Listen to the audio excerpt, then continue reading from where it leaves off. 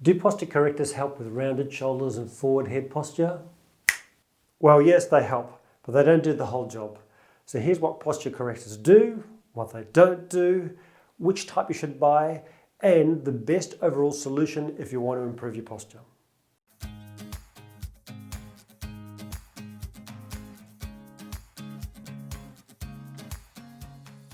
To figure out how helpful posture correctors are, let's have a look at the 6 main things that happen when our head and shoulders slump forward. 1. Your pecs shorten and adapt to that position. 2. Your sternocleidomastoid muscle shortens when your head spends so much time in front of the body. 3. Your rhomboids and mid to lower trapezius lengthen and weaken, and they can become a little deactivated. 4. Your deep neck flexors, which hold the chin in and down, elongate and weaken.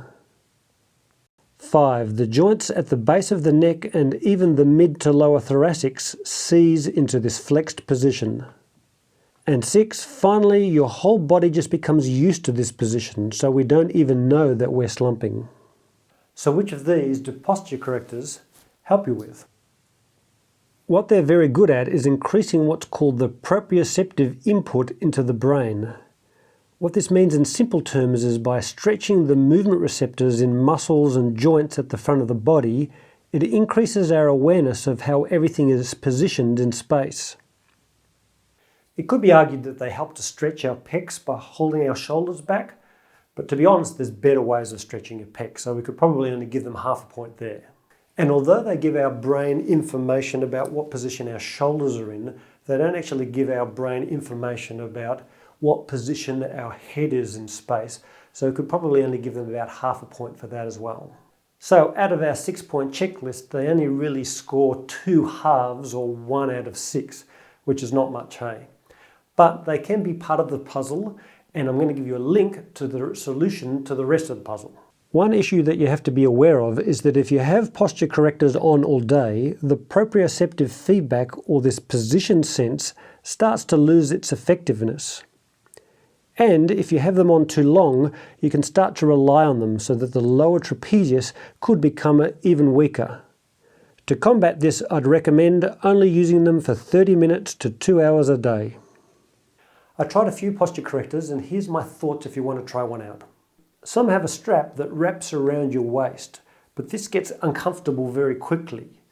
The tighter you have the straps, the more it presses into your stomach. I also found that unless they have a bit of flexibility in the straps, they really dig into the front of the shoulders. There's some important nerves and blood vessels under there, so try to get one with a bit of elasticity and some width to the straps.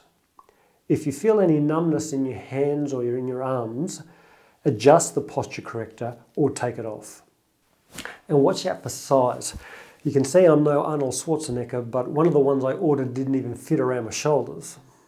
To correct the other 5 things in our checklist, I've made a video to help you correct the muscles and joints that you need to strengthen, stretch and mobilize. I'll put a link in the description below and at the end of the video. But that's it for today. I hope you liked the video. If you did, write a little comment, give it a thumbs up and consider subscribing. Cheers.